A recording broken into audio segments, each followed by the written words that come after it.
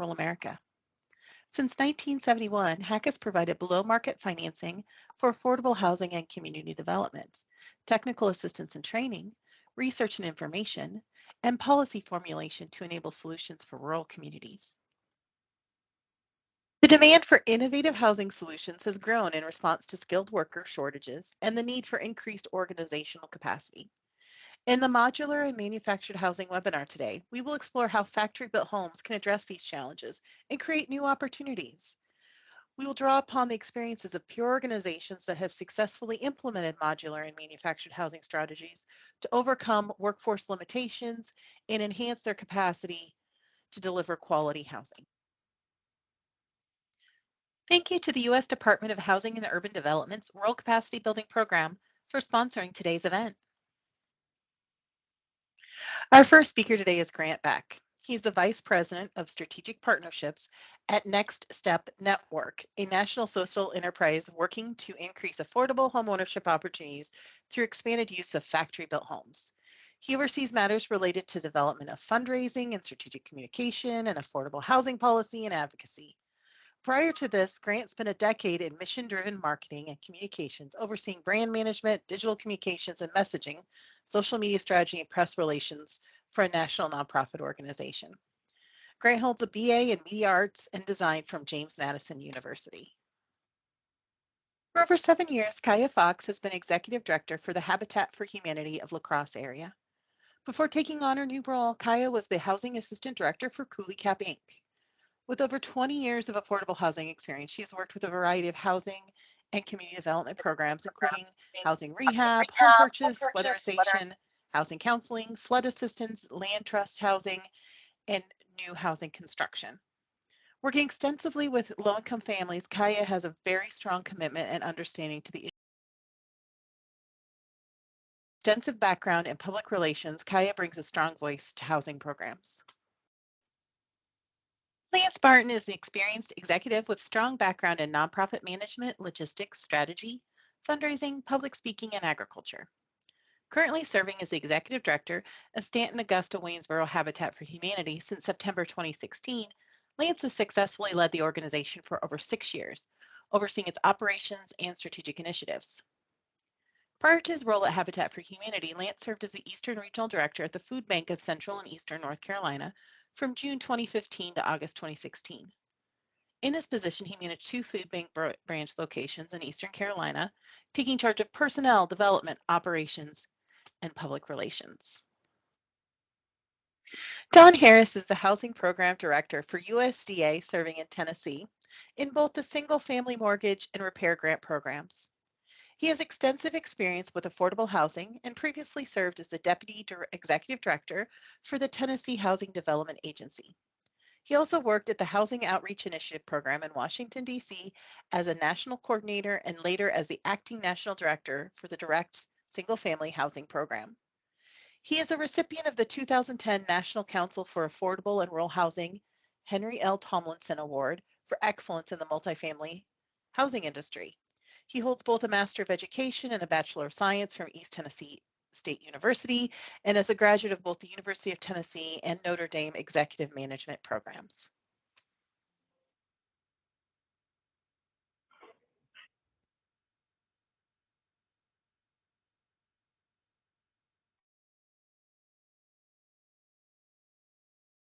Okay, I want to welcome today's speakers and turn the PowerPoint over to Grant.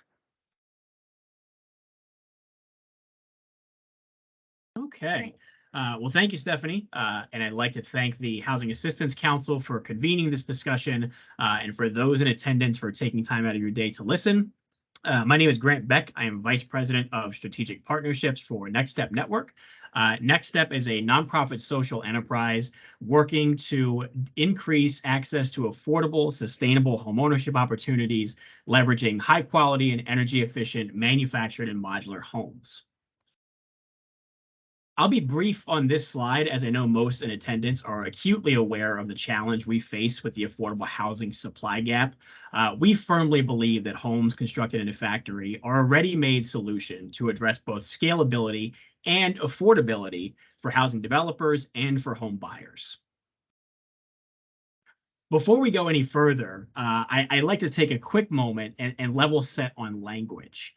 In this space, you'll often hear terms used interchangeably, but there are important definitional parameters to understand when talking about this style of housing. Starting with the mobile home. This is an image conjured too often when discussing this type of housing. It's important to note that mobile homes are no longer being constructed today and have not been since the implementation of the Federal Manufactured Housing Construction and Safety Standards Acts in 1976. Which brings us to manufactured homes. Defined as a single-family residential dwelling unit.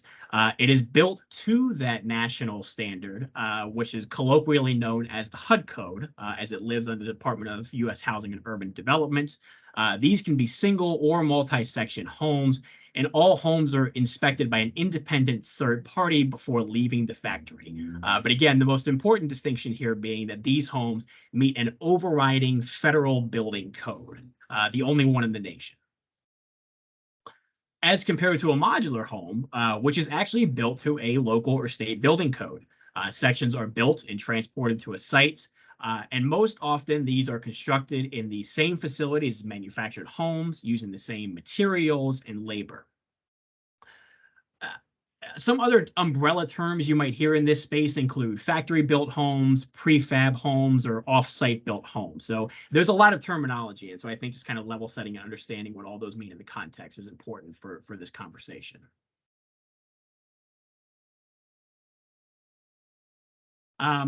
So I'll breeze through this for the sake of time as well, but Next Step operates on a model we've been developing since 2005. Our philosophy includes Energy Star homes put on an FHA Title II permanent foundation, providing access to housing counseling, and also providing access to fair and equitable financing options available through the GSEs. And since 2011, we have been helping nonprofit developers use manufactured housing for their affordable housing programs and smaller projects. And we've trained and supported developers across the country. I think it's worth noting that Next Step is now in a new phase of our mission. Our 5-year strategic plan is an affirmation of some of our earliest work and provides a roadmap to grow and scale our impact, leveraging manufactured and modular homes for housing and community development. This is built on 4 key pillars: empowered homebuyers, so making sure folks have the education to make smart finance and purchase decisions with a new home, policy change, removing barriers around zoning and land use for manufactured housing, a new sales ecosystem where we envision folks visiting model homes in vibrant and diverse neighborhoods, and finally, zero energy ready. We're really looking to push the envelope and move as far as we can down the spectrum to protect both the environment and to save consumers money as well. So I wanted to kind of highlight some research that Next Step had done as a part of an engagement we did with IKEA, working with the international research firm Ipsos. We surveyed 500 prospective home buyers in defined demographic and economic bands. And some interesting things we found is that buyers are most motivated by space, family, and budget. 77% of those surveyed were interested in working with some sort of independent housing expert, which also included housing counselors. 45% of new home buyers are interested in a factory-built home. Also learned that energy efficiency is important to buyers, and 3 in 5 are willing to pay up to $2,000 for more energy efficient options in their homes. A little bit about our policy and advocacy work. We've built relationships with public stakeholders at the local, state, and federal level. We're looking to save home buyers money and reduce environmental impact by advocating for increased home energy efficiency standards. We're hoping to create more development opportunities by removing zoning and land use barriers to manufactured homes. And finally, increasing opportunities for more mortgage loans and to expand the number of lenders participating in the space, making mortgage loans on manufactured homes. I want to quickly highlight some federal and state level efforts happening around this space. California and Oregon, I think, are two interesting states to talk about, as they have both taken proactive measures by superseding local zoning restrictions on manufactured homes. So it's actually illegal for municipalities in both of those states in areas where single-family dwellings are permitted to zone out manufactured homes simply because they're constructed in a factory. And certainly something we hope to emulate in other states across the country. In May of 2022, the White House released an action housing supply plan to help close that affordable housing gap. The use of manufactured housing solution features prominently in that plan. HUD's Homes on the Hill event. So HUD has been hosting for the past several years what they call their Innovative Housing Showcase on the National Mall. It's an opportunity for developers of all types of innovative housing, including manufactured and modular, to feature their homes on the mall, inviting public stakeholders and the public as well to walk through and see what the work they're doing is. And then finally, I want to mention the new $225 million price fund, which is coming out of HUD's Office of Community Planning and Development. This is an opportunity for organizations that are interested in working in manufactured housing communities, doing infrastructure updates, and also potentially infill on vacant pads to take advantage of a new pool of federal funding. And we're expecting the NOFA on that to come out sometime this summer or early fall. So I wanted to highlight some of the work that we're doing across the country by giving two distinct examples of some of our development opportunities. The first being a new fee simple subdivision development in Hagerstown, Maryland, which is about 60 miles outside of Washington, D.C.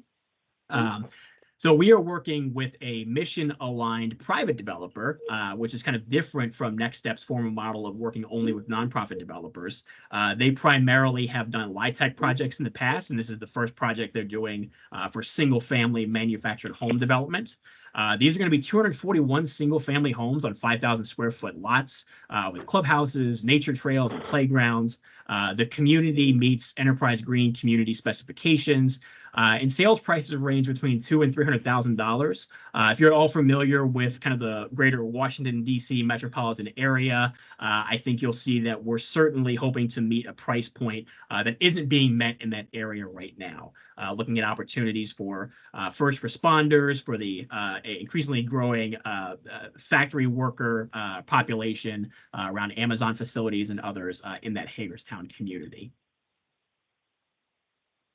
And then secondly, I wanted to look at an infill housing opportunity that by working with our partners NPHS in San Bernardino, California. So they're a trusted housing and community development organization. They're a full service organization. So aside from just doing new home development, they're also doing counseling and education for prospective home buyers. So they have a long-standing relationship with the city that provided subsidized land and development costs to do this work within the city limits of San Bernardino. Great attention to detail was placed on home design and aesthetics, and you can see an example of the home in the top image there. I would say one of the most often questions that we get when it comes to infill housing development is, can we make homes constructed in a factory blend into existing neighborhood and really kind of match that neighborhood aesthetic? And the answer is yes, and I think this project really highlights how well that can be done. Of course, California's proactive zoning measures really helped us as we worked with the city of San Bernardino and NPHS. And NPHS is actually the recipient of a new $3 million investment from JPMorgan Chase to scale a new social enterprise model called Homes by NPHS. They're hoping to scale up and do 50 homes per year of infill housing within the Inland Empire of Southern California. So again, really kind of highlighting the two major spaces that Next Step and our developer partners are working in. So new home development and subdivisions, and infill housing in existing neighborhoods and communities. So a little bit more about our work with both for and nonprofit developers. I think the number one question we get asked is no, we are not a developer. I would say that Next Step is an advocate, a housing intermediary, and a consultant. So we employ a social enterprise model of a nonprofit entity that owns a for-profit subsidiary so that we can partner with mission-aligned private developers and nonprofit developers. Our subsidiary, Next Step Homes, can also take social impact investments and help source capital for development projects. We have relationships with local and national housing counseling partners, relationships with industry partners, including builders and manufacturers, both large and smaller independent ones across the country, and relationships with local, state, and national housing stakeholders across the country.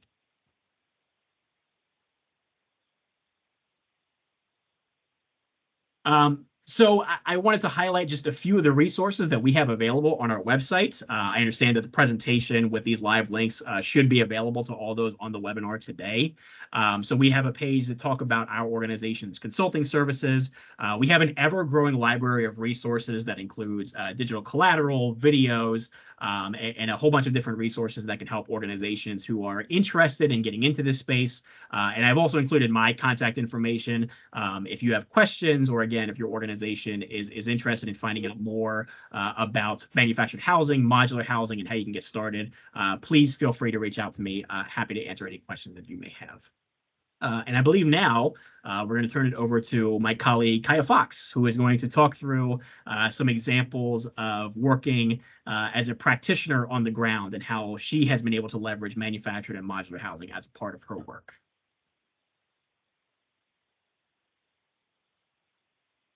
Hi, everybody. So as Grant said, my name is Kaya Fox. I'm the Executive Director at Habitat for Humanity La Crosse area. And we have, through the years, had some pretty extensive experience with manufactured and modular housing. And so I guess I'm just waiting for my PowerPoint to come up so I can share our experiences with everybody.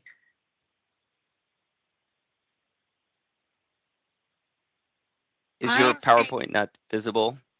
I'm seeing it on my end. Seeing it on mine. I'll go ahead and stop and reshare.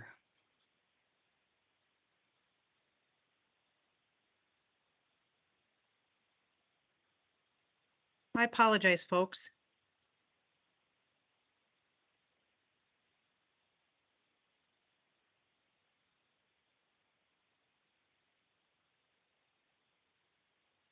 Can the attendees, if you guys can do like a thumbs up if you're seeing it? So it might just be on your side, Kaya.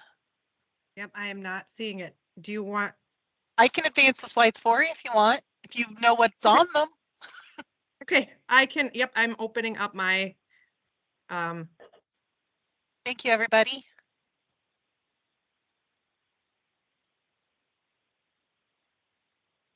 Oops.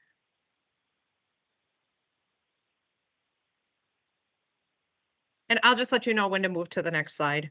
Perfect.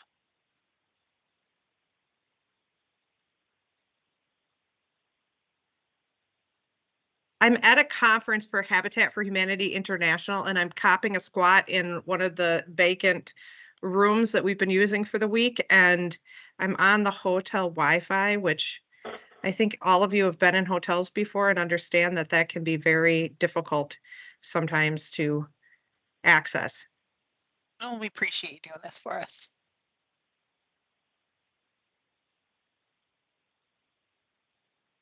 And it's being very slow. And I am so sorry. I should have opened it. So Habitat for Humanity La Crosse area, if you want to advance to the next slide, we service now 5 counties, and we are unique amongst habitats that we actually sit in 2 separate states. So we serve 4 counties in Wisconsin and then 1 county in Minnesota, which makes it a really unique opportunity for us to take a look at advancing manufactured and modular housing across 2 states and doing, as Grant was talking about, that educational piece, helping our communities understand what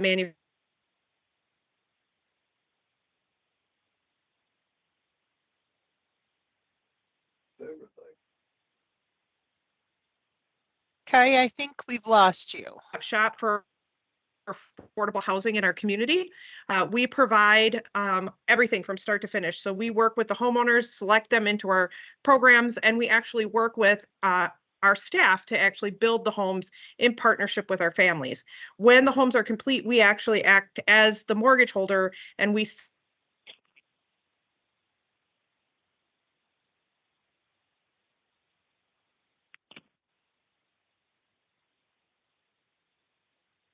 bridge this gap and this ever-growing gap Excuse me, in Kaya. access. You may want to stop sharing your camera. I think that aforementioned hotel Wi-Fi is struggling. So we've had you cut out on us a little bit. I apologize, you guys. I'm not sure exactly what to do. So yeah, if you stop your camera, that stops eating up some of the bandwidth. So that should help. Okay. Wonderful. Can folks hear me better? Thumbs up.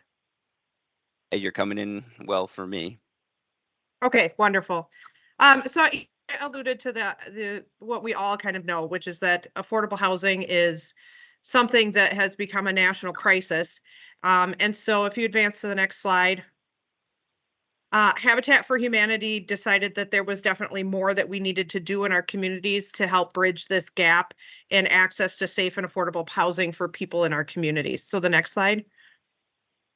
And we all kind of know, why we do what we do. It's the faces of the families that we work with. It's the children that have higher access to, better educational attainment, healthier outcomes for themselves, and then that idea of wealth building and bridging generational poverty.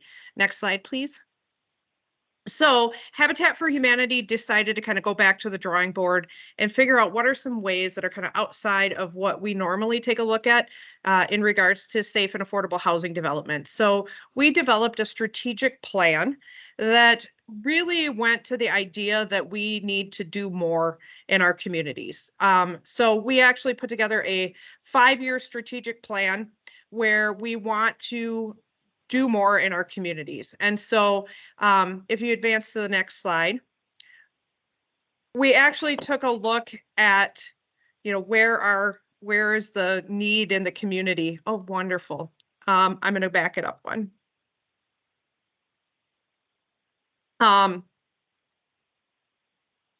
So we took a look at what are some of the things that we can do in our community. And so I remembered, the relationship that I'd had in my previous job working with Next Step Housing. And so, when Grant was talking about the different resources and the expertise that they share, and it just, is there an issue again with the sound? I think you're okay. Okay. Yeah, I'm hearing Okay. you fine. Okay, wonderful. So I remembered, the connection that I had in my previous career, working with Next Step Housing on manufactured and modular homes. So I actually reached out to Stacy Epperstein and Amy Bernard, who work with Grant, and I reached out to them and said, hey, we have this housing crisis. We have this beautiful strategic plan at our organization. Can we take a look at adding manufactured and modular housing to our repertoire at Habitat for Humanity in order to grow the things that we're doing? And so they provided wonderful resources. And again, I can't stress enough, that resource page that they have on their website that talks about the benefits of manufactured and modular housing and how you can have communications with your communities about what that is. And so last year, our organization actually became a licensed manufactured and modular dealer for the state of Wisconsin. So we are basically, what this means is we are licensed to buy manufactured and modular homes direct from the factory.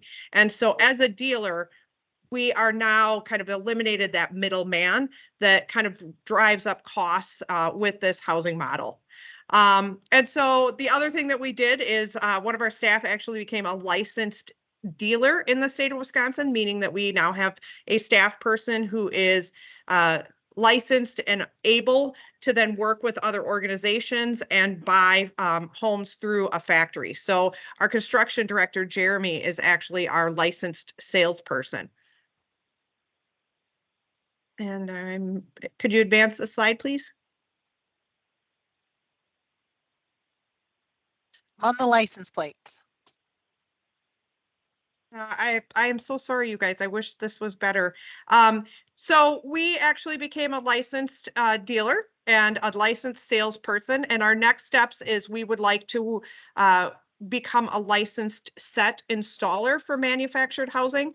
And so we are going through the process with the state of Wisconsin to do our training and get our certification to be a set contractor. In the meantime, we have been working with licensed set contractors in the state of Minnesota and Wisconsin to install the homes for us as we get a little bit more experience under our belts. But we are currently, if you want to go to the next slide.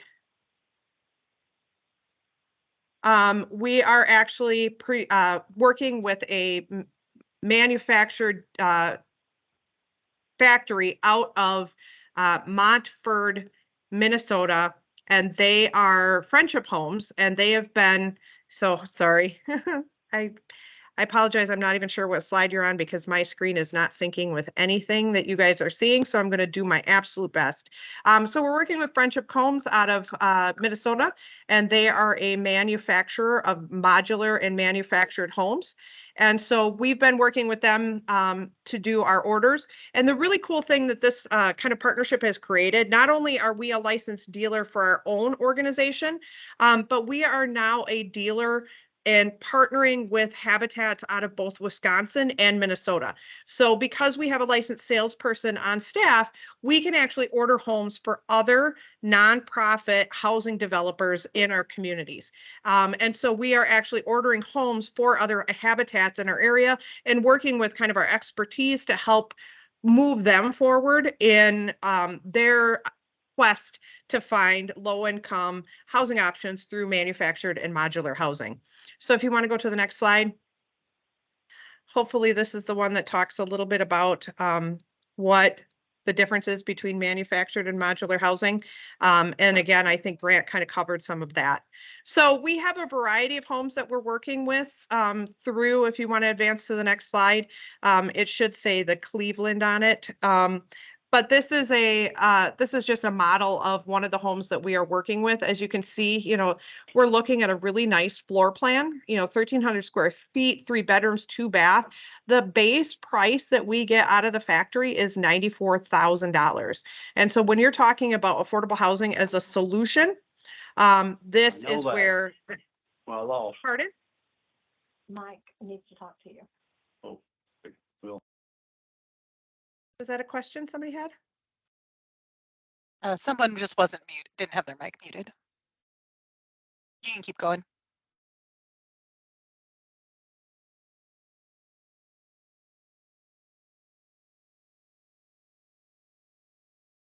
You still there, Kayla? Can I ask a question? Sure. Yeah. You're muted now, but Why did that do that? You can keep going, Kaya. Okay, We I just am had somebody so accidentally unmuted. Keep going. Okay. All right. So there's a couple other floor models. You'll see the Jefferson again, 1,400 square feet, 3 bedroom, 2 bath with another base price of $99,000. Our first project, if you've advanced to the next slide, is kind of a perfect location for modular housing. This is 2 lots in the city of La Crosse, Wisconsin. They're very narrow and long lots, which amend itself to modular housing very well. We are going to be putting 2 separate models on this house, on this lot.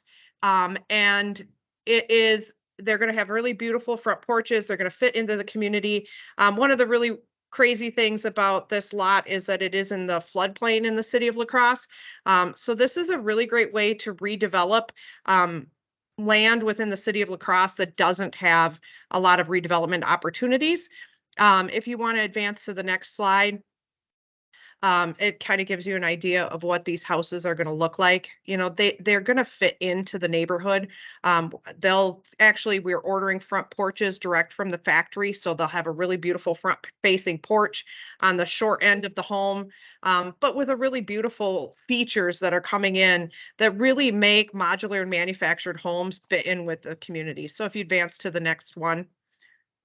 You can kind of see, you know, a real shot of what these projects look like and what they can look like in your neighborhoods. And if you advance to the next ones, you can see how manufactured and modular homes on the inside are also very appealing to the population of folks that you work with. So these are nice houses. And I think there's this, you know, prevailing feeling from folks in your communities that they're not good homes.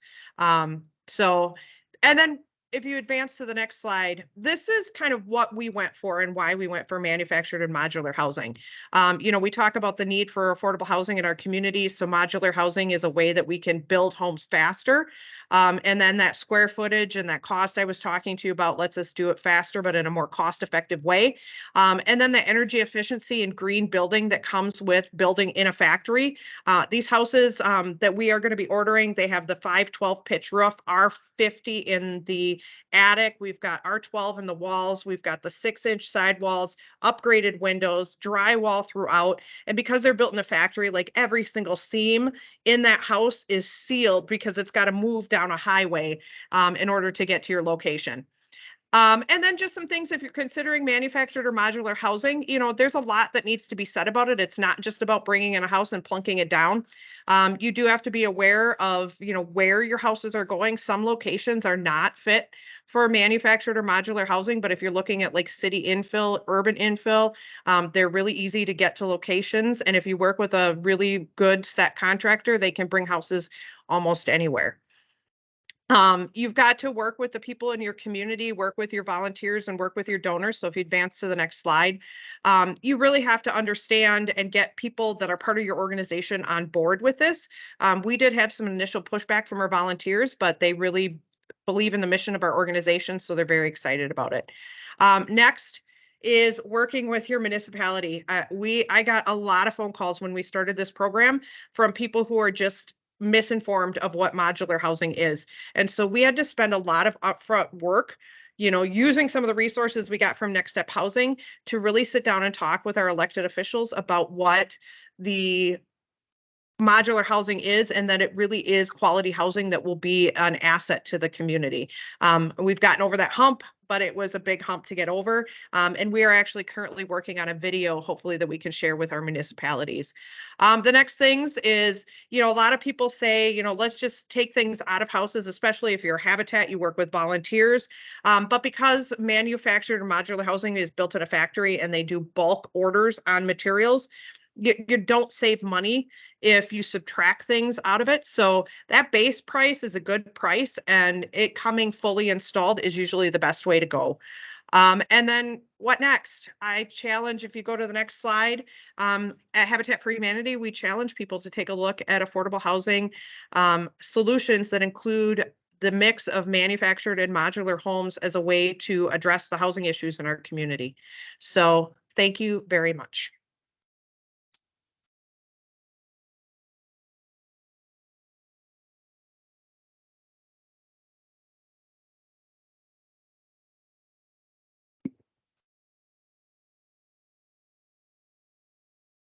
Hey, Lance, I think you are up next. All right, Kaya, that was fantastic. For everybody else, I have to say the best thing she had to say happened when the volume was off. It's too bad. Definitely want to follow up with her to learn more. But it's always great to hear from you. My name is Lance Barton. I'm the Executive Director of Stan Augusta Waynesboro. We're going to be talking about just keep doing the same thing over and over. Maybe something will change is sort of a mentality that we had for a long time. We are what's called a habitat cautionary tale. Absolutely anything that can go wrong happens to us. And so it's taught us to be very resilient. I'm going to talk a little bit about an experiment we did and how it worked and how amazing I am, and then how you too can be amazing. All right. So give you a little background. We're a medium-sized affiliate, pretty small community. We build about 6 to 7 houses a year, and we somehow figure out how to do it with about 3.5 staff. 4.5 staff. Math is not my strong suit. Please keep in mind, as I talk about numbers today, that there's certain variables that are left out of this because all of us in this webinar are dealing with different costs of land and land preparation. So none of the prices that I talk about today talk about land cost. It certainly doesn't include land preparation cost. I did build a $60,000 foundation because we ran into rock, which some people just don't have to deal with. Bless you. All in-kind donations are counted as cash, and all numbers are adjusted for inflation. So after 27 years of doing the exact same thing in our organization, we thought, why don't we try something different? Because we really had a strong desire to serve more people and to take some of that financial load off the organization, which meant increasing our capacity and reducing the overhead that would be applied to each of those houses. Our categorical shift for our new strategic plan is to expand our education to keep volunteer engagement strong. I see a lot of comments in the chats about, doesn't every habitat use volunteers to build every single house? And the answer is no. Every affiliate operates differently, and some have much stronger volunteer groups, some don't. We do not have a very strong volunteer groups in our construction. But we have increased our volunteers recently because by using modular and offsite construction, they are now finishing houses in the time it would have taken them to frame a house. Our goal was to build at least 5 homes a year and to, most importantly, ask permission of the board of directors to explore other ways of building homes. Because our problem is we were taking forever. Our average build from 2000 to 2007 was 21 months. I can see some of the cameras on there and heads are exploding, but it actually got worse in 2008 to 2017. We seem to concentrate more on being an affiliate than we were on being an affiliate that has a construction program. So house was dragged on for over 2 years on average. We were fantastic at starting projects and really bad at finishing them. So one of the first things we did is we started exploring other construction techniques. And that was when we went to our first factory. And to us, there were 3 questions that had to be answered. Is it well built? Please understand that whatever construction terminology I use today, I'm talking about a stick-built house that meets or exceeds local code. It just happens to be built 2.5 hours away. Second question is, will it look good? We're an affiliate that puts a great amount of importance on the curb appeal of the house. Our number 1 goal is you drive by our homes and you would never know that it was built by Habitat or that a low-income family was living in that home. And then, of course, that everybody's asking is, how much is it going to cost? Here's the answer. Their standard off-site construction built home actually exceeded our local building code and also meets minimum requirements for the 2024 Habitat International standards, which is forcing us to up our game. So it's nice to know that the factory is already operating at that level. Does it look good? Curb appeal is something that's been incredibly important in the modular market for a long time, because as we all know, when you start talking about modular, half the people you're talking to are thinking that it's going to look like a double wide trailer. And the last 2 presenters clearly demonstrated that that is not the case. And then how much will it cost? For us, the actual cost went down 37% on average per square foot as compared to our most cost-efficient stick-built house with volunteers. I think these pictures really tell the story of how good I think that they look. They bring a dimensionality, standard for cross-house porches on many of the models. I like to point out that house in the lower left-hand corner was a stoop porch, and it was on a corner. So we asked them, hey, how much would it cost to make it a wraparound porch? And they said $600. And it was the best $600 I've ever spent. Because whenever somebody drives into that neighborhood, and one of the first things they notice is that wraparound porch. And to us, that's a huge deal. We build porch communities. The experiment that I told you we were going to get into just a little bit here is we wanted to compare over the course of about 1.5 years how many factory built houses we could build in the time it took us to build our most cost-effective, quickest stick-built house. And I'm proud to say it's only taken us about 12 months to stick-build a house now, but at the time we were still struggling with some of the inefficiencies that are built into our program. The answer was that we were able to build 7 homes in the time it took us to stick-build a single home. Now, if you've never heard of the term caravanners are these retired individuals who travel around the country in RVs, and they come to your work site and they work for 2, sometimes 4 weeks. They're dynamite. Somebody called them Christian gypsies. I think that's a great way to describe them. They're just hardcore volunteers that commit real time to helping us. One of the first things is we started to explore modular because they are one of the most important parts of our volunteer group is, would they be willing to finish a modular home rather than the traditional stick build? And I must have sweated over it for about 6 months. And I went and I talked to their leader and he said, oh yeah, that sounds great. So it really hasn't been a negative for our volunteers. But let's put the money, let's see where the money meets the data. On the left-hand side is our stick-built home averages. Gross cost means that a certain amount of cost of time is put into it based on the number of houses we build over a year. Our average price is $213 a square foot for a stick-built house. Once we moved into different forms of factory hybrid being, for the most part, a dried-in house delivered from the factory. Factory Cape, first floor is finished, second floor unfinished, a fantastic volunteer experience.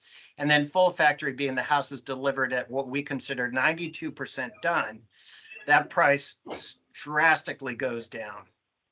And that's a mind-blowing thing for a lot of people because they're expecting it to be a much more expensive undertaking, and that is simply not what we have found to be the case. The results is it reduced our cost, increased our capacity, reduced the strain on the affiliate resources, all 3 of which were incredibly important to us. Our attempt was to try to do more with less. But now I want to take a little bit higher level because I know people are starting to form relationships with modular builders. And there's a few things that we've learned along the way that I'd like to share with you. Number 1, every single factory is different. Every factory has its specialty. Every factory has its sweet spot.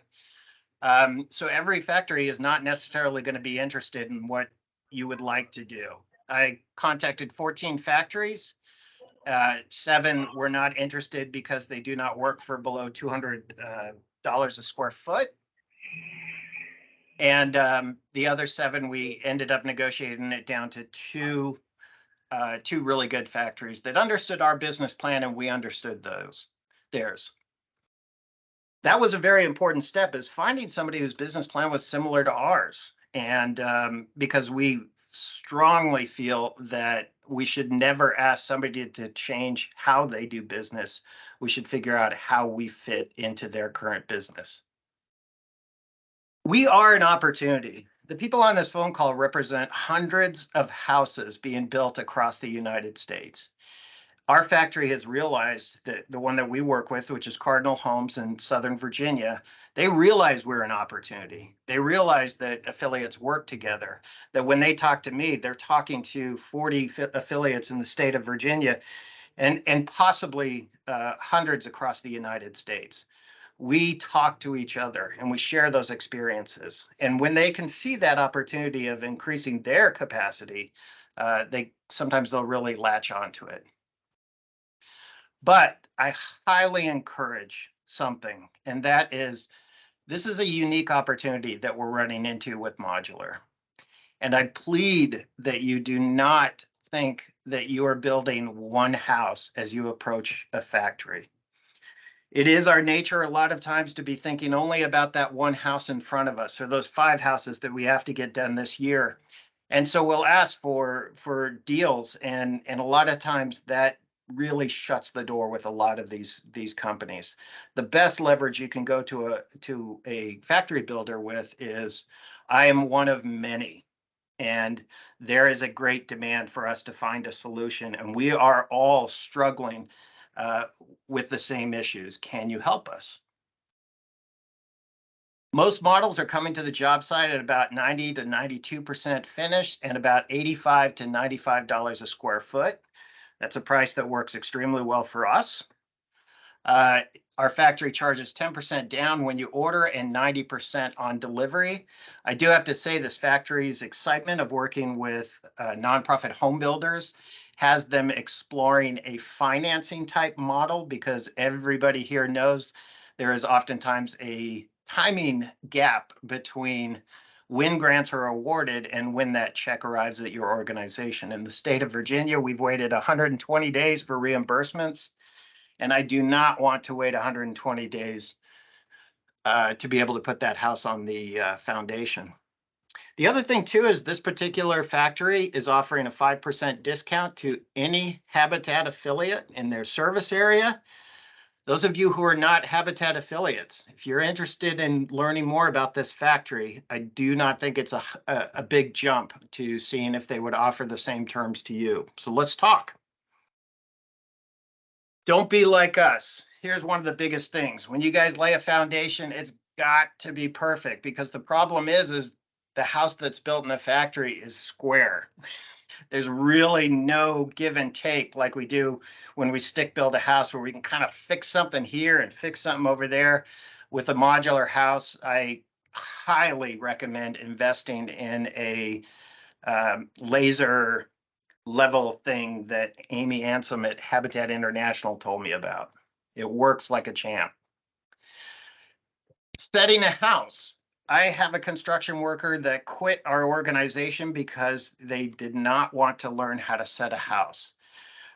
There was a perception that it was incredibly difficult, that it was incredibly dangerous, and that it was beyond what they wanted to participate in. And I let them leave with my blessing. Here's what I have found. It isn't rocket science, but the chances of killing somebody is significantly increased. It's a fact of the matter. If you've got 40,000 pounds hanging up in the air, you've got to go into safety overdrive. But safety is something that in all of our organizations is deeply embedded in what we already do. I asked the director of the factory that builds our houses, I said, who's the best setting crews you have? And he said, people who build porches.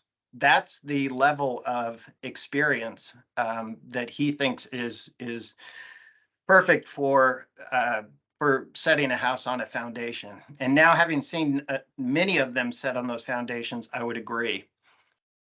The stick building a house is the way I like to describe it is 1,000 fires. Modular is 100. The single greatest safety measure to take is to have your employees, especially your construction staff, check their egos before they get to the job site. Single most dangerous thing on a job site is somebody who thinks they know what they're doing.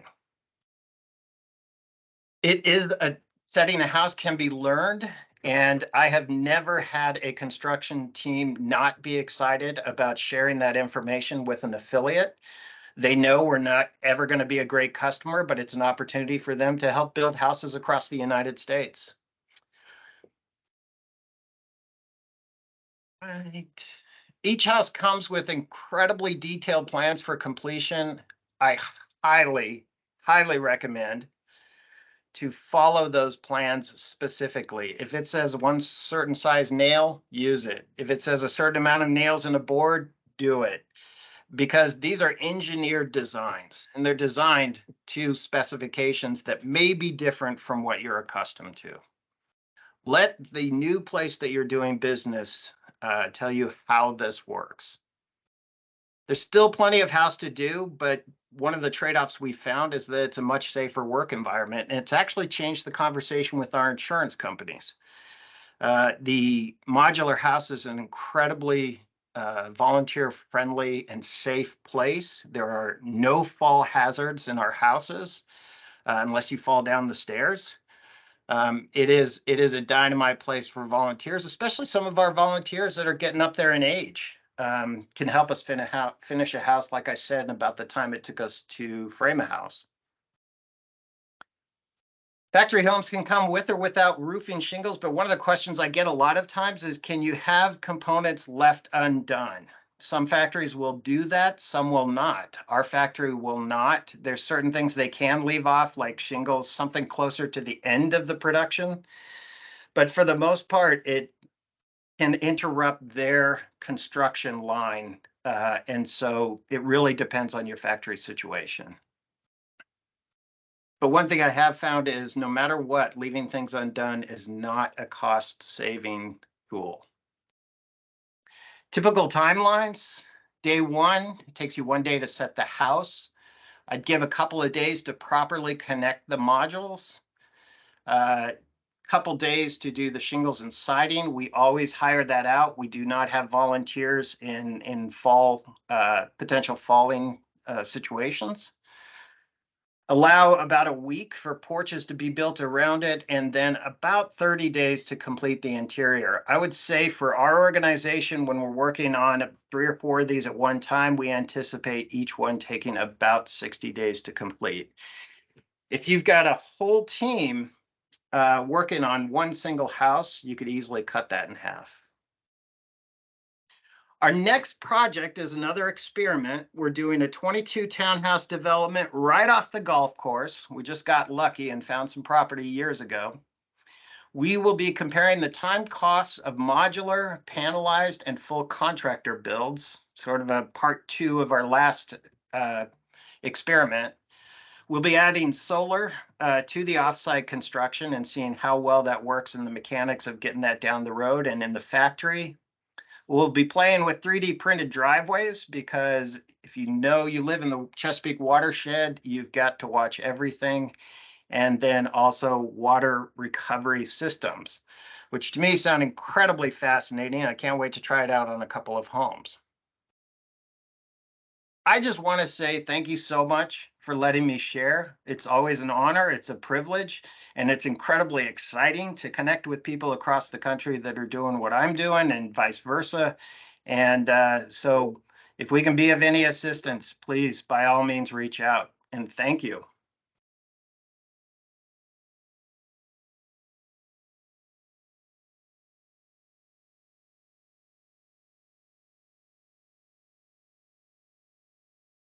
Okay, Don, you're up.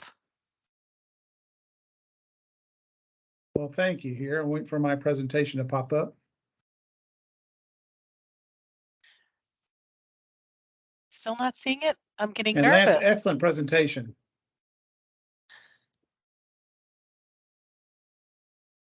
Not seeing it All yet. right, I'll go Oh, ahead there and we get go. started. Okay, I can see it. Thank you so much here. And I want to say, Lance, that was a great presentation, just like with Kaya and Grant here, but I really learned a lot from your all's perspective on things here. So I'm gonna take us home today. I'm Don Harris, the Housing Program Director here in Nashville, Tennessee, for our Tennessee Rural Development Program. We do the single family direct here.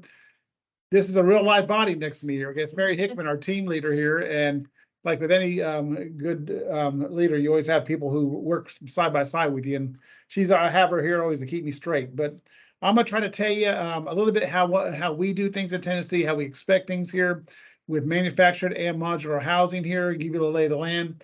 I encourage you here, though, that if you're, and let me just say this, we have several habitat partners across the state here that we are very proud to work with, also nonprofit partners here. And I thank the Housing System Council for bringing all these folks from other states all together, because if we can do it in Tennessee, I know it can be done in other states and is being done in other states. But if you don't have that relationship, please go look to contact your state single family housing director or state director. Say, how can we work together? Because there is always opportunities out there that we can use it here. So let's go to the next slide. Oh, I'm doing that. That's right. Sorry. Oh my God, sorry. I slipped there. Oh yeah, get on your job here, okay? So, thank you. Single family housing direct program and the USDA guaranteed program are 2 of the main financing options that we use here for single family housing development and existing and new construction. We could spend an hour or so on these, just talking about how these things work here. But I'm going to tell you real quick, thumbnail, both are 100% financing products here. Both are very, very much utilized for rural areas across the state here. And like I said, we pride ourselves, especially in the direct program, of having below market interest rates, fixed interest rates. Right now, our rate's 4.125% here. works really well. Let me tell you how this program's really changed for us over the past several years. 5 years ago, our average loan in the direct loan program was 139,000.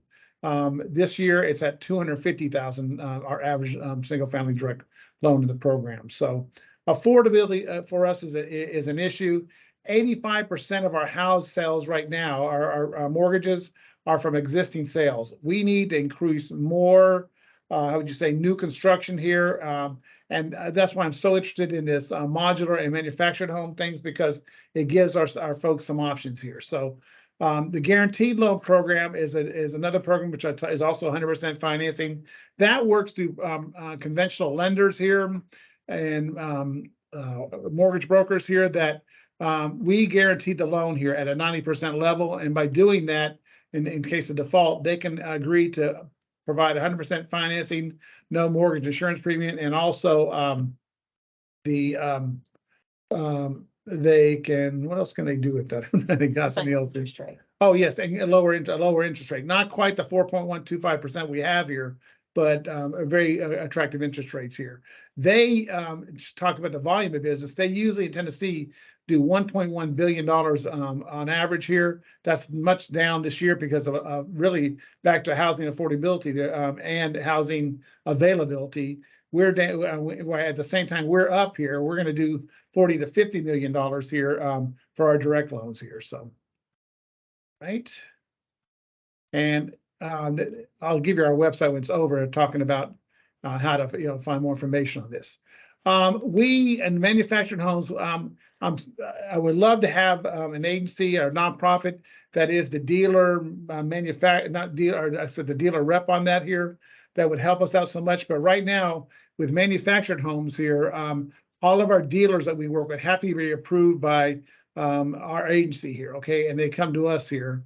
And the things that we look for this here are the design calculations, plan certifications, hub permanent foundation guide that meets their setups, and a completed Form 1924 description materials, and the purchase contracts when they come to us here. So we occasionally get interest here, but we are doing our best, like I said, to try to find more dealers and work with dealers that really want to work with us here. I'll tell you something here that we face here. We have small dealers in towns, local municipalities or that are rural, but a lot of them they do not agree with us, or they don't want to do the permanent foundation requirement we have. They want to do this dry stacking here and basically get out of there as cheap as possible to set up here. And when they find out our requirements here, they sometimes balk at that here. So that's been a real, in Tennessee here, I don't know about other states, I can't speak for all that, but in Tennessee, that's been sometimes a real, run against the wall here. We've had to work with them here. We've had a few not too long ago here that we talked with here, but it says it's going to cost them money. So we're trying to work with them. So that's why I'd like to see a nonprofit step up in Tennessee that we could work with to confront this issue here. So, and we do this in on the front end here, so they understand, so that we don't get far into the sales contract or say, I didn't know that. So we're doing an education part on that. All the approved dealer contractors must provide to us for any unit they bring to us here, once they're approved here, that the unit must be new and constructed to meet HUD's and federal manufactured home construction safety standards. And I mentioned the guaranteed program that they go through private lenders. They are in a pilot that just got approved in November 2nd, 2022. That I think there's 17 states, don't hold me to that here, but Tennessee's one of them, that we can finance existing manufactured units here, okay? So what that means is if it's built 2006 or after, and it's on a permanent foundation, they can finance that through the guaranteed and a private lender on that. So direct was a part of that at one time. I took us out because I didn't have the staff. If you're probably aware, that's been off and on hiring freezes and things, and I lost a lot of through retirement, a lot of my veteran staff here in terms of dealing with new construction and things. So I had to pull that back, but we'll probably open that up next fiscal year as I've got a new replacement staff who have been trained, and so we'll work with them on working with, what I call new construction, which includes modular and manufactured housing. So the conditions continued, that would be, must meet all local, state, and federal requirements, just as we heard from the previous, speakers here. And the unit site must meet all the requirements for our RRD regulation, and that's 7 CFR Part 3550, and our handbook will be 13550. So handbook. So they have to also provide a 1 year's builder's warranty. Must be set up, mentioned earlier, on permanent foundations according to HUD's model for manufactured home installation standards. And the thermal performance units must meet the HUD climate zone for that particular area, which they do in this state usually. So now we have to, and this is not for Tennessee, anytime you're working with one of our RD states here across the nation, the new dealer contract has to be approved in advance. And so usually, now we're all a little bit different here, but technically this is how it's written here for the handbook. But all written inquiries and entities requesting to become an RD approved manufactured housing dealer must be forwarded to the attention of the housing program director for that state. So all those inquiries come in, they should be logged in so we can have timely responses back. And then the third step would be to send an an application within 72 hours receive the request, and ask that the certain forms be filled out here to do that. But the best thing is to contact that state office, that state housing program director, and he or she will work with you on that. And then when the application final statement is received, we will notify them to obtain. We'll notify the particular area office or staff member who does this for RD to get a commercial credit report on the company and all the principles here. We have to do that to make sure they're solvent here. And the area office will verify local trade and bank references to make sure that they are in good operation standing here.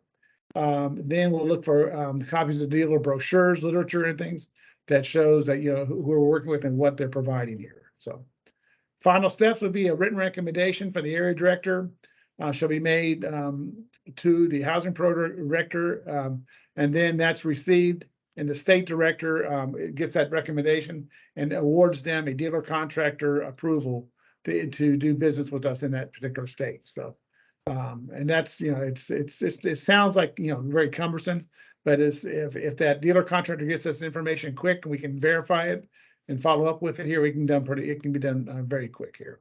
And this is, I don't know if you can see this here close in yours, but a sample letter that we would send to that dealer contractor here, advising what we need and getting started on that. So.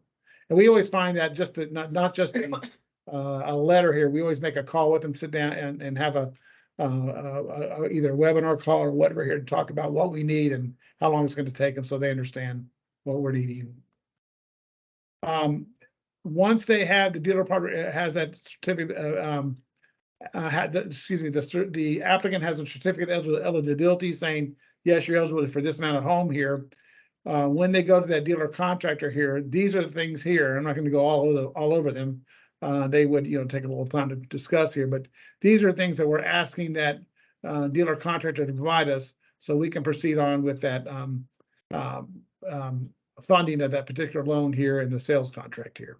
And the bottom thing in green, we always schedule a pre-construction setup meeting, we call it here, between the buyer, dealer, contractor, and the underwriter who's involved with USDA to discuss that and talk about how we're going to pay that, what we need to be doing, some timeframes here. So we find that we're supposed to do that, but really the early on the better here. So everyone's working off at least the same page. What's required for RD new construction of a manufactured home? It has to be new and be purchased from a Tennessee RD approved dealer. These are sort of like the three tenets here. Most models they sell will be acceptable here, and they have to be at least 400 square foot. And we can only fund them for a 30-year maximum loan limit. Inspections, we can use third-party inspections. That's going to be footing and the final. Inspections noting that final will include verification that the delivery assembled modular home matches that specified in the construction plans and specs as provided here. This is for Tennessee. Usually we have our state architect work with us on this here. We always ask them to come out with us here just to help us because, like I said, we got a lot of new staff may not be understanding what they're exactly looking at here on those inspections. Yeah. Modular homes, we treat the modular homes, um, we don't have to purchase the home from a USDA approved modular home list here. We treat them as stick built homes now, okay? And a construction submittal package required for loans involving new construction of a modular home. We look at the same sort of package that we talked about a little bit on the manufactured there. Like I said, they're treated as new construction, like any stick built home. They do have to have certified plans and specs. And it has to be on a permanent foundation the other way. So we would love to get more involved, and like I said, I've seen more folks go search for and work with us on modular homes, especially working with nonprofits on this here. And we do the same thing with this pre-set up with the as you say, the pre-construction conference here, and same functions we do with that. So I do want to add a couple things here. I told you about contacting if you're interested in your state single family site. Also, if you're a nonprofit or a habitat or whatever, or any affordable housing entity out there, consider the loan packaging program here, because that may be a great program for working with us. And you can immediately, if you're working with our funding here, immediately get your funds back, one of the benefits, so you can start your next home here and not have to wait to build up those resources through their payment system or whatever here. And I suggest if you don't know us here, don't know the people in your state, schedule a meeting, ask to meet with the staff here, the state, the housing program director, state director, get to know who we are and how we operate. Tennessee is a centralized state in terms of we have a centralized delivery system, like you would do any national bank here, whatever, how they origination, underwriting, closing. Some states still have it where they deliver it through the local field offices and whatever, and it may work better for them. But due to our volume, we're a very high volume state, that worked for us. So either way, we can plug in and work with you. And I just look forward to, to hopefully expanding the role of modular and manufactured here.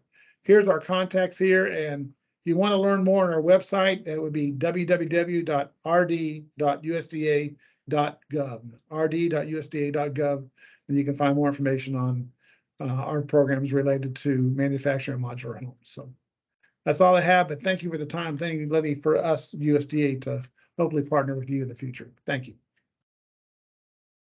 Thanks, Don. I just wanted to add, to follow up with your conversation, the rules about the becoming a dealer contractor, those rules are only for manufactured units and not modular, because modular is considered like any other home loan. And these steps are just for the manufactured units, correct? Yes, you're correct. Yes, manufactured, yes. Yes. And then I would also follow up with, why would anybody go through this hassle of going through all these steps? And I would follow up with that, is that it is a housing option for our home buyers, and they can't access affordable loans anywhere except through like the USDA loans. And so if we as an organization don't become that certified dealer, buyer, retailer, then they can't tap into these USDA loan products. And so that's why you do it. If you're sitting here going, why would I do this?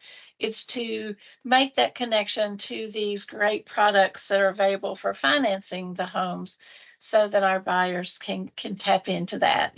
It's connecting the housing stock with the buyers and the loan products. Thank you, Rita, for adding that. I appreciate it.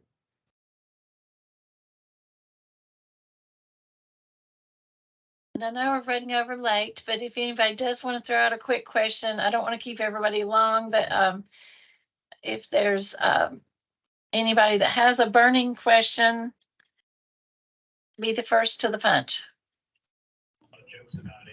Do we come off mute? Yes. How do we do? Okay. Good evening. Oh, go ahead. Somebody's going. Go ahead. Okay, I'll start it. I'm Richard Burke from Habitat for Humanity here in Northern California. And we got into the business of manufactured homes, unfortunately, by the wildfires out here. It totally took our office out, but many homes went totally. So we've been into this for about 5 years.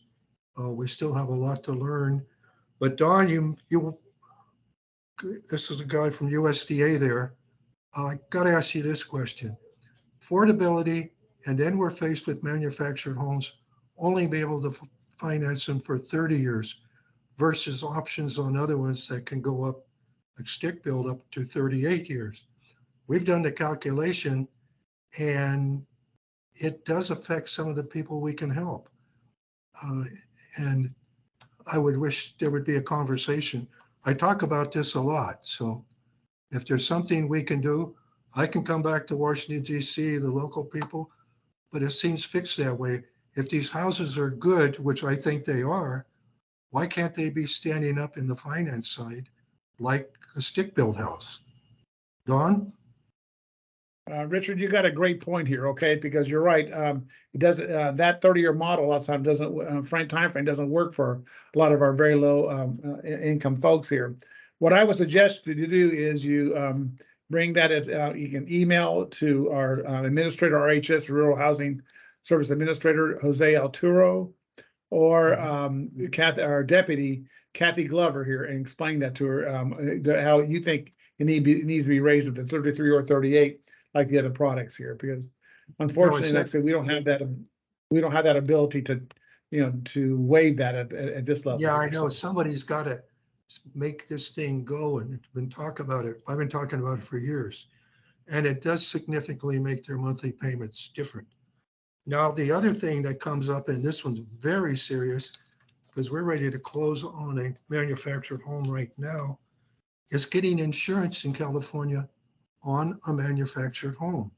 They're biased against manufactured homes, and these are new ones, like Don, but it's been very difficult. Stick built is there, but nothing like insurance company wanted to insure people with a brand new manufactured home. That's affordable. You have any sites on that too? Anybody out there? Oh, I'll just talk about for us here too. I mean, insurance for any home right now in Tennessee is going to be expensive here. So, but like I said, I've not had experienced that with manufactured modular homes here yet, but I know it's tough here. The only thing I suggest is maybe you go to your state level here and talk about, hey, can the state help with anything in terms of regulating or doing something here? Because every politician out there, every time politician talks about need for affordable housing, but these are tough decisions here that have to be made if they're going to really do something. Let's make some changes right now here. So, well, thank you, Don. But this is probably more important here in California, because a lot of them are just getting out of the state to begin with, and the state here has a program, but it's only for fire insurance and nothing else, and you can't get mortgages that way, because like right now we're closing on one through USDA, and if we don't find for our client for that house, they're not going to get the loan. And we check with it every time we start, is there going to be there? But people are shutting it down for manufactured homes, period. And it is very difficult, and it's almost to a crisis point, because like now, the least amount they probably pay for is the mortgage payment and not the insurance or property taxes. But it's probably a lot to do with California, but it's a big situation here. Now, I talk to our state officials all the time, because we have and some of these you haven't mentioned, when you do these manufactured home or modular homes, we have a huge repair effort. Several hundred homes we do and spend a lot of money. We get some of that funding through a USDA program. And if you do this, those doing repair, they can go over, other than setting the unit, which we have people that do that. It's a lot of it's repair kind of stuff anyway, building a porch or this or that. So it kind of fits into our cycle of things, but they are crucial. That 30, because I just had to calculate the other day what it would have been if it would have been, a 38-year loan. They qualify for the 1%, subsidize. but you can only do it up to 30 years. And $100 or $150 makes a difference a month for these people. Part of this affordability, and we all have to get together and come up with something. And that's us. We're not even thinking today here in a few years, we're not going to build affordable housing because we can't do it that way. Then how do you handle the insurance? How do we work with all of that, you know? As a dealer, maybe Habitat's big enough. You know, I was in a corporation. This is to do with some other type of health insurance. We decided we're big enough, but we'll do our own insurance, and it worked out very well. But that's, you have to be pretty big to deal with that from the affiliate side. But there's got to be something. There's got to be dialogue about it. I'm sorry I'm taking a lot of people's time on this, but Sorry, it is we need serious. to appreciate it. Can we go to the next one? Would that be me? This is Dr. Kathy Tatum here in Houston, Texas. Hello, everybody. We're a nonprofit. One of my questions with the manufacturer and also the dealers, I know there's been some problems, but was there any discussion of actually teaming up with like our youth and building these manufacturer and then getting that certification? Because we have a company in Florida that has invented recycle almost like plywood for aerospace, and NASA has looked at it. They're in the system, and we would love to put those in more homes. They're flame resistant, all kinds of things to make these manufactured homes. So my question is, what on the back end are we getting together with not just regular dealers, but maybe bringing in the manufacturer, people that are unemployed, reentry, youth, to build these homes, and also sit down with my manufacturer in Florida that wants to build these, put these in these manufacturer modular homes for flame resistance. What do we do? What's the next step to even get better at what we have now?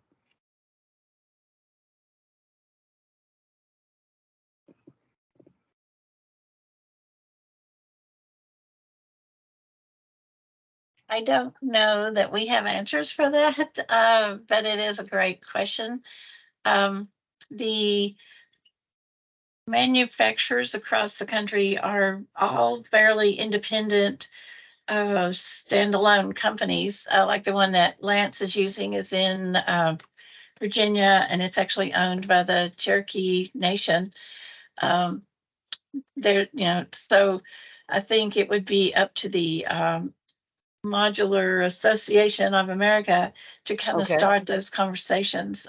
Because that's what I heard over and over. Make sure that the dealer gets certified with USDA. And I'm like, what are those steps to get certified if you're not a regular manufacturer, but to also build them? Because, you know, with the White House, they're speaking about, okay, we need to bring more manufacturers back in the US, and we need to do better. And then we also have the homeless problem. So I'm like, we have to add more people. I know I'm Black-led nonprofit, and then minority nonprofits are not in this game. But at the end of the day, everybody's getting a lot of funding for underserved communities and Black and brown communities. So it's like, and you know, helping veterans, we have to learn how to add more people if other people are not passing the approval or being dealers. So that's why I questioned if there was a back office conversation to bring that to the table to bring more homes. I would probably think that next step would be a good place to start that conversation if I'm probably assuming they're already starting those conversations, but yeah, I can't so much speak to the kind of the former part of the question, but in terms of, you know, how you know, Black-led organizations and organizations serving BIPOC communities can that's something that we're certainly interested in as well. And how do you train more Black-led developers, and again, folks that are serving Black and Latino and BIPOC communities across the country.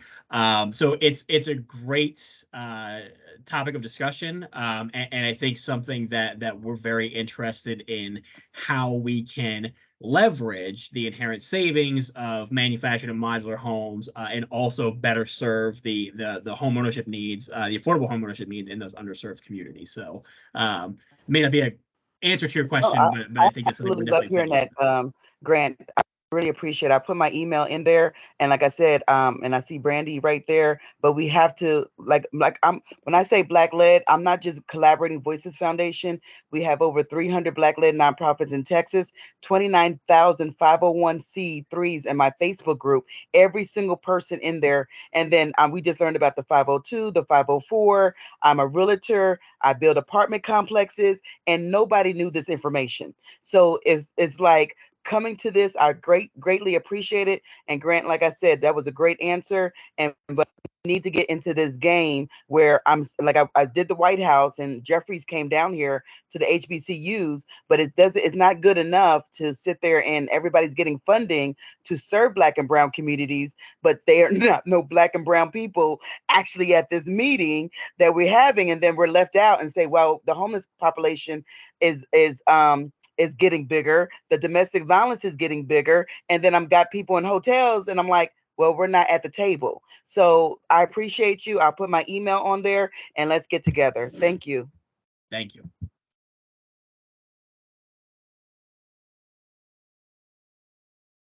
Sonia, you're up next if you'd like to ask your question.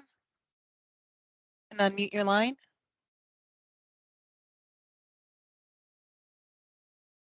Sonia?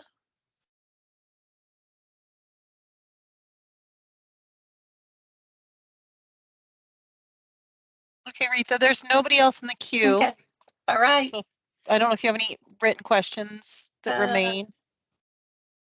I don't think so, but everybody please download the, you can go back and watch the information again at the HAC website. There is a lot of information in the chats that you might want to go back and review. And thank you for this conversation. We've crammed a lot into this hour and a half. And so I know we've just scratched the surface, but I'm pretty excited that we've even scratched the surface and got some good conversation going. And so look forward to continuing this conversation and reach out to each other and start networking, and let's see what we can get done across America. Thank you, Retha.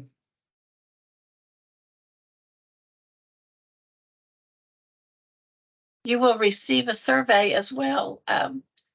If we would appreciate you filling that out after the webinar as well. So thank you for participating. Thank you for your time.